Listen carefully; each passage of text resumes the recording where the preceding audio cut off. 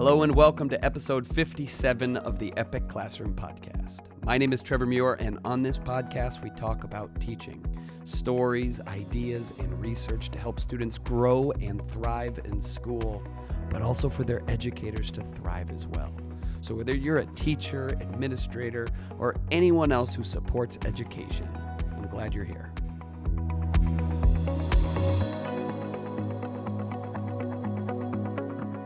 Hi, everyone. Welcome back to the podcast. I hope wherever you're listening to this that you are warm and cozy, because I know a lot of places are not warm right now. When I woke up this morning where I live here in Michigan, it was -4 degrees outside. And even back in my home state of Florida, they're getting accumulating snow on the ground. And that's just crazy. So I hope wherever you're listening to this podcast, you are nice and comfortable. I'm really excited for this episode because I'm going to tell you about something I've been working on for a long time, and I think you're going to really love it. So if you've been paying attention the past couple of years, you'll know a little bit about artificial intelligence, right? Like unless you've been living with your hole in the ground or in some type of cave removed from the modern world, you know a little bit about AI, and maybe you know about it because there's been a lot of talk about it in the education world. I know I've written about it and created videos about it, and I think I even did a podcast episode about it last year, and so I talk about it, but then there's also countless books on the subject and professional developments to keynotes at conferences, right? There's been this inundation about AI in schools. And so maybe you heard about it there, or maybe you know about it because you've had students who've used artificial intelligence. They've used tools like ChatGPT to cheat in your class, right? Like maybe sometime in the last year, if you're teaching secondary especially, you read a student essay that used the word aforementioned. And you're like, there is no way my 8th grade student used the word aforementioned in their essay, right? Like they cheated. But then you go and Google, or you go and plug what they wrote into Google, and you're like, wait a minute, this doesn't exist anywhere, but I know they didn't use the word aforementioned, right? Like it's like they used AI. And so maybe you're learning about AI because it's being used to take shortcuts in your class, and it's been really difficult to manage that. Or maybe you know about it because you've seen some of those headlines about how powerful it is and how it can be used to teach students so effectively. And maybe you've seen some of the headlines that I've seen in the last year that suggest that maybe we don't even need teachers anymore. Maybe we don't even need school the way that we've needed it for so long. Maybe AI is going to replace the teaching profession in the same way that it's replacing lots and lots of other jobs. Right? I've collected headlines over the last year on this subject, and here are a few of them. Like from EdWeek, it said, "Will artificial intelligence help teachers or replace them?" Or in the journal Science Direct, one of the headlines is, "Will generative AI replace teachers in higher education?" Or this one's from Futurism.com. It says, "High school starts replacing teachers with AI." Woo! Right? Like maybe you've seen some of that. Maybe you've heard some of that conversation. You know, I've got friends in other industries who are sweating bullets right now because of the advent of artificial intelligence and the way that it is accomplishing tasks that we never thought technology would be able to do before, right? Like the truth is AI is having a massive impact on the way people work and how people do their jobs, and it is, and it will continue to put people out of work. But I think the suggestion that it can replace educators is kind of ludicrous. I've seen headlines, right? Like I saw not too long ago, this school in Texas that is going to go completely without teachers. They're going to do a completely AI-run school, and they're eliminating all teaching positions there. And their thinking is it's because AI can effectively teach the standards and content. What's the point of hiring a human to do the job? Why would we go and pay a salary and training and the messiness of employees and all that goes with it, when we could just do it with AI if it teaches the standards and the content better? You know, if I'm being honest with you, and why wouldn't I be honest with you? It's a podcast. Honestly, I don't think that school has a whole lot of hope of being successful And maybe I should define it this way. I don't think that school will hit the measure of success that all schools should really be aiming for, right?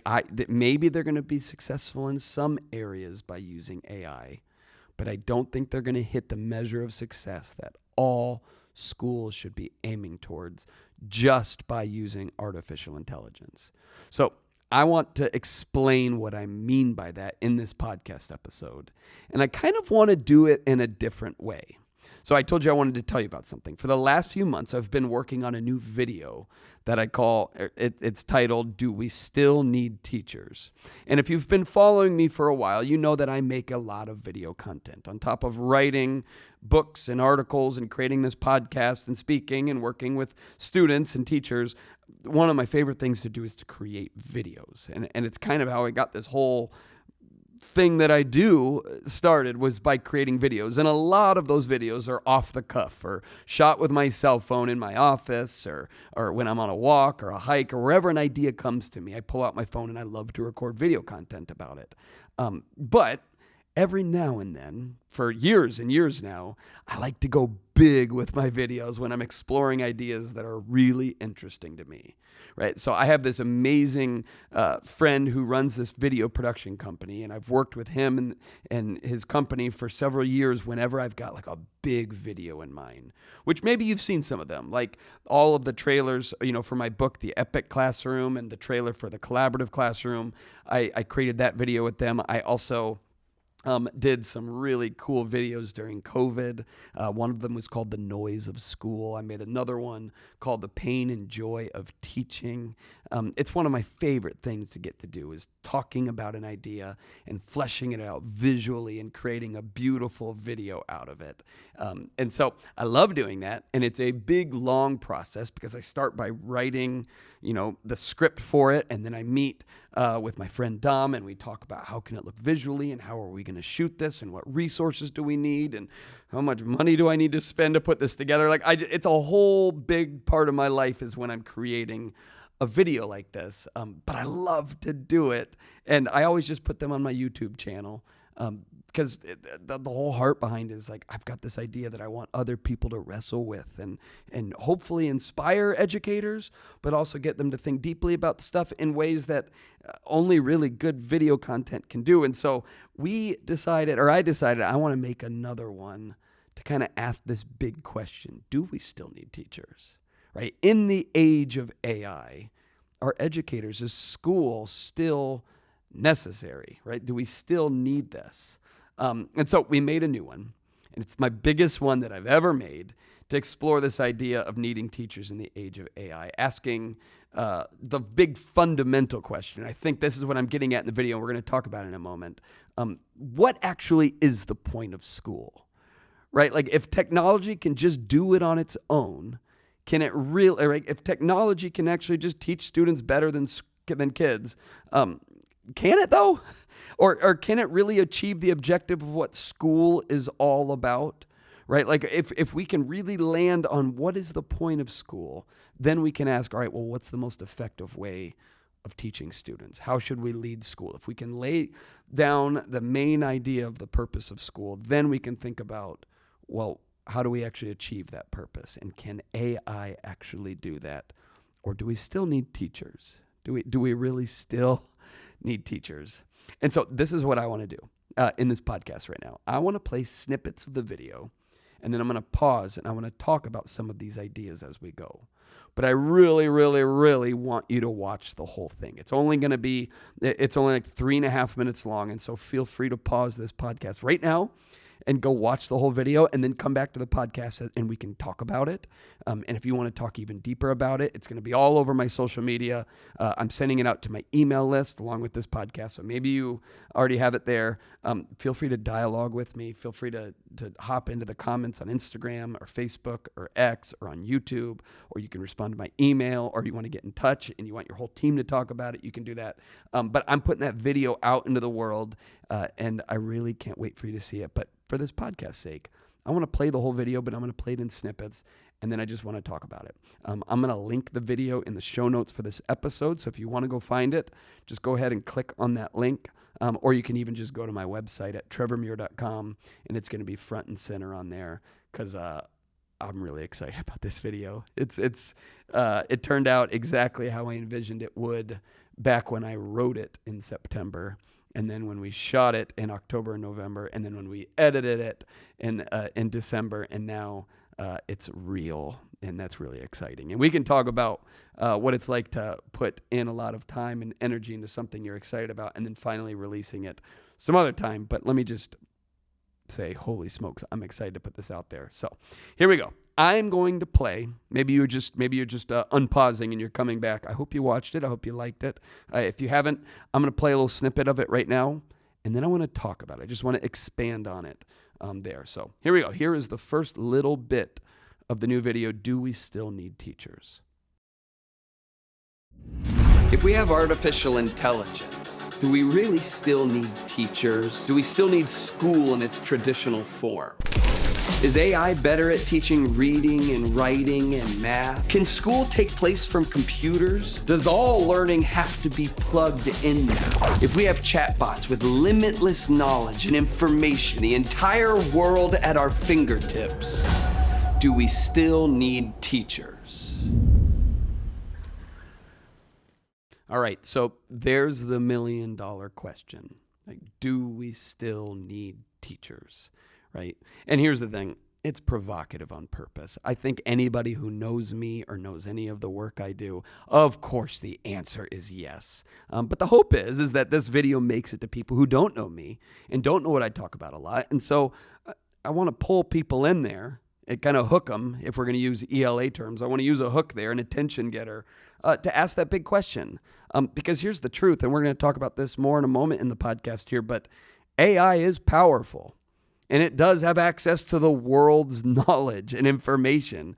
It's got unbelievable capabilities. If you haven't used it yet, holy smokes, it is changing the world. Make no mistake about it. The speed at which it works, the efficiency, the accuracy at times, not all the time, but it's unbelievable what we have at our fingertips.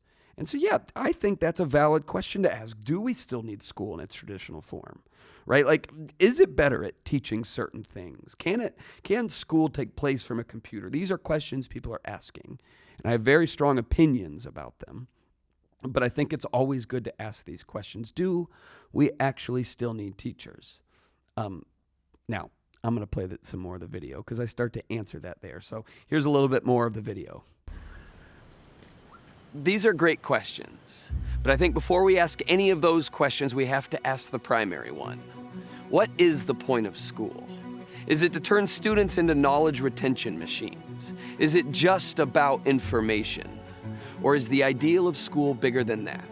If I were to ask you, what is the ideal graduate? You'd probably respond with more than just the word smart. You might say the ideal graduate is empathetic or collaborative. They can think critically, can lead people, solve complex problems, has work ethic, is gritty, is resilient, kind, goal-oriented. The ideal graduate is the kind of person we want in our communities and society. So if that's what we want, school should be a place that emphasizes the development of those traits and characteristics and skills. That's what school should largely be about. And I don't see artificial intelligence doing this by itself. So that's the big question, right? What are we trying to accomplish at school? You know, I talk about this all the time when I'm leading workshops, especially when I'm talking about workshops about how do we adapt our pedagogy and what are some effective ways to teach. I always start any of those conversations, whether I'm talking about collaboration or project-based learning or adaptability or even just student engagement in general. I always start with asking the question, or I always make the case, hey, if we want to figure out how we should teach, we should really first talk about, well, what are we teaching for? What's the primary objective of school?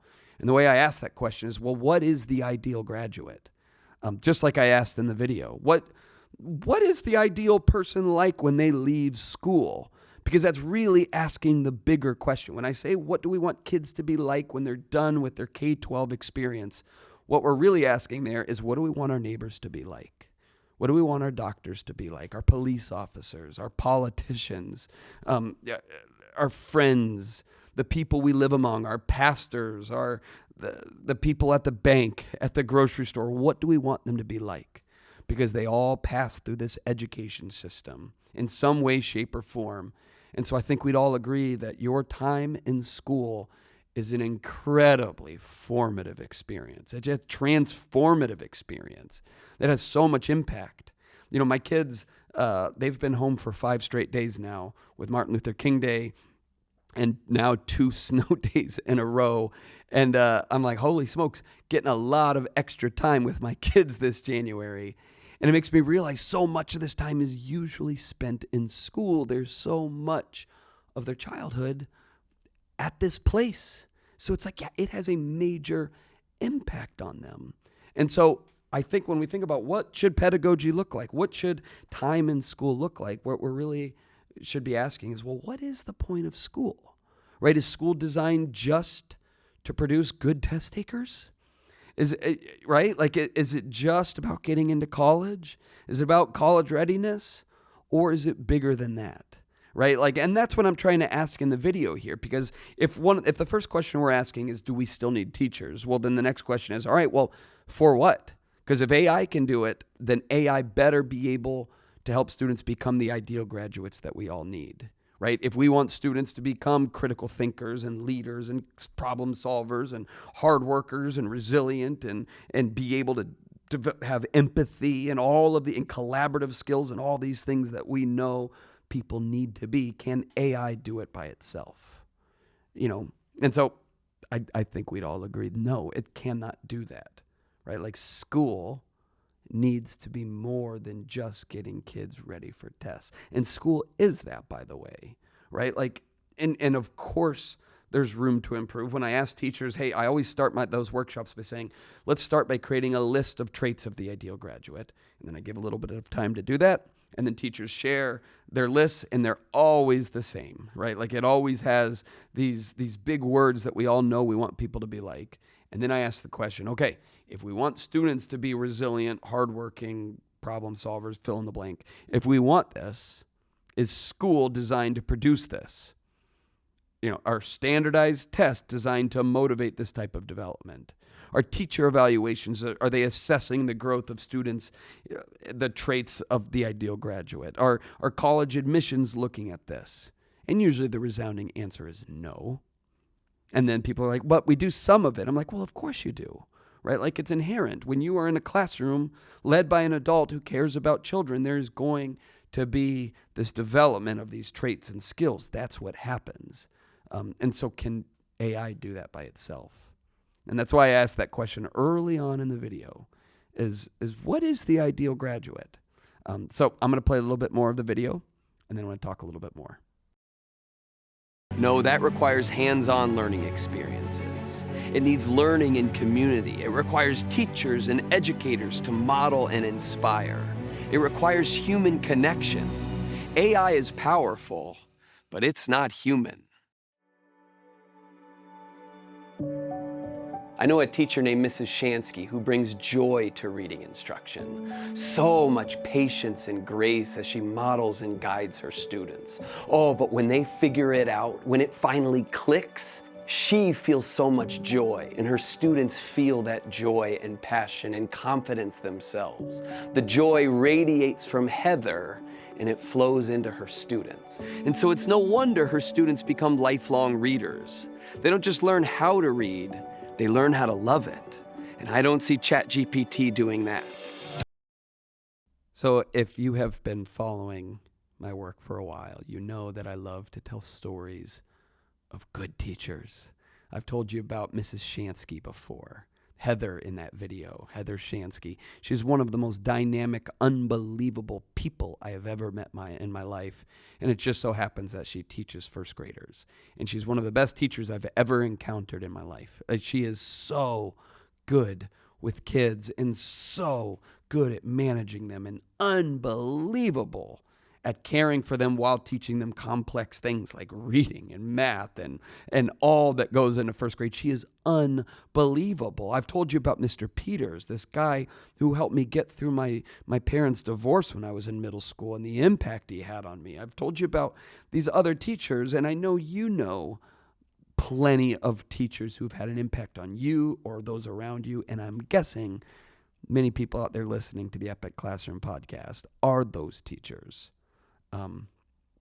My son, Jack, he's got this teacher, Mr. Southland, who has just gotten my son so excited about trees. He's in 5th grade, and they just did this big, long tree unit.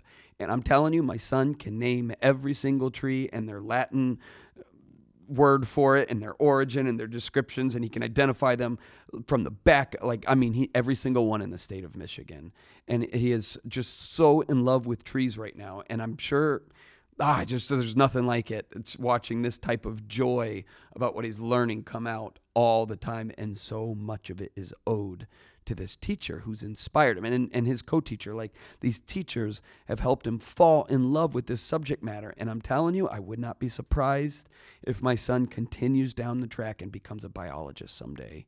And it is so much because these teachers have not only taught him this content, they've inspired him into learning and falling in love with this content, right? It came from their own humanity. Their own joy has gotten them excited, him specifically excited about trees and the content. Just the same way Mrs. Shansky, both of my kids went through her classroom, and both of my kids not only know how to read above grade level at this point in their lives, they love to read. Right? Like, they love the act of sitting down and reading, and so much of it is owed to this person who let her joy for it pour into them, right? Like, there is this personalized, relevant aspect to good learning, to good teaching that cannot be replicated, right? Like, I know AI, and we're going to get into this again in just a moment, AI can help with certain things.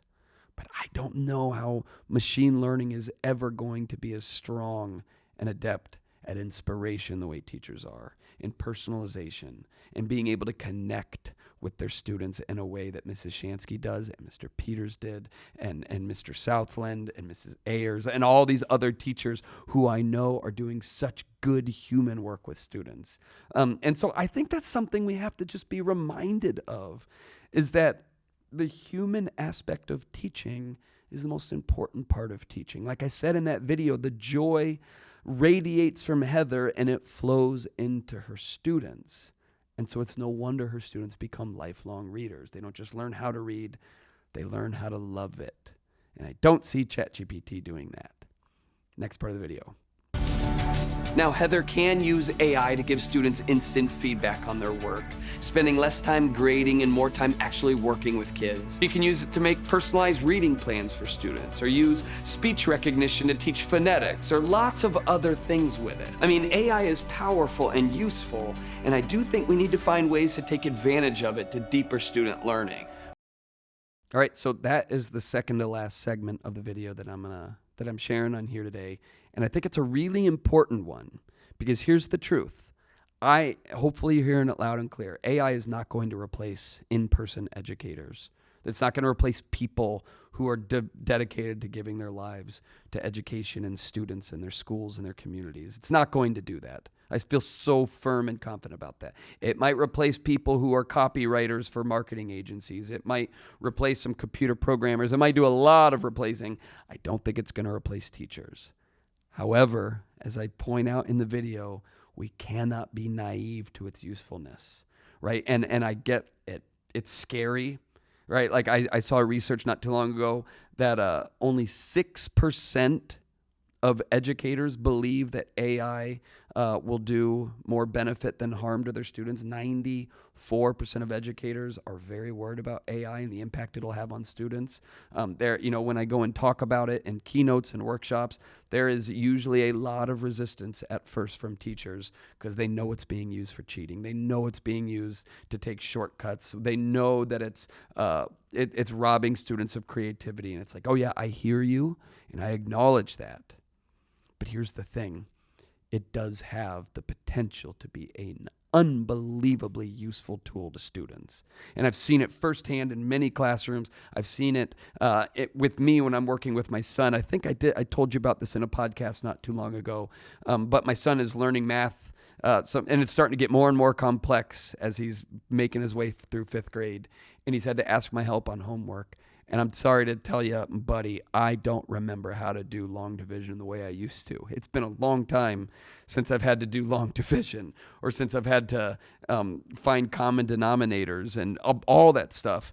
Well, guess what? I'm able to pull up ChatGPT and have it tutor me real quick. So he'll show me a problem. I'll say, hey, ChatGPT, solve this and explain how you did it so that I can explain it to my son.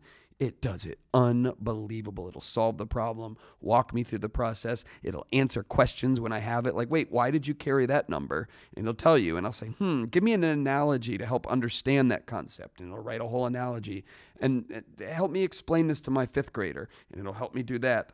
And it's unbelievable. It's like a tutor.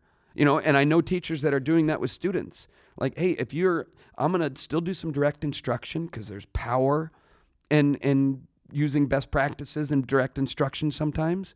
There's still value in me telling you stories or illustrating a big idea through direct instruction. So I want you to take notes. But if there's concepts you don't completely understand before asking for my help, I'd like for you to use ChatGPT to help explain it to you and see if that can help you understand it. And then if that still doesn't work, then I can help you.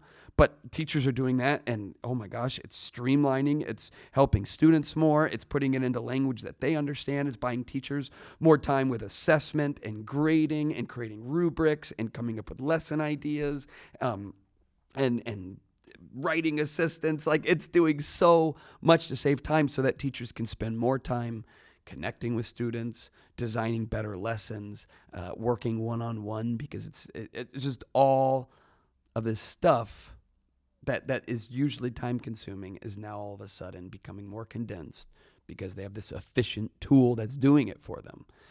And so it has this usefulness, and I don't think we should keep our heads in the sand about it, because it'll leave us behind, by the way, right? Like, if we don't teach students how to use it well, they're not going to know how to use it well, and it's not going anywhere. It's only going to become more and more prevalent in our society. And so we either adapt and figure out how to use it, or students are going to have to figure it out on their own. And that might not be a great idea, right? Like, they might need some guidance in how to use it and how to have some skepticism about it and how to verify information and how to not let it rob them of creativity, but actually enhance creativity. I think we have to learn how to do it ourselves and then figure out how do we model it and teach it to students. When I do PDs on artificial intelligence, I always start by acknowledging the struggle, but then I illuminate how it can actually assist teachers. And I'm telling you, very few teachers are as skeptical afterwards when they realize the value it can actually add to their lives and in their work. And so that's why I put that in the video. I want to make sure we're not bashing AI. We're acknowledging its reality, acknowledging its limitations in helping develop students the way we believe in our core that they need to be developed, but then also how it can help us in that development. All right, so here is the very last segment of the video. But it is just another tool in the tool belt.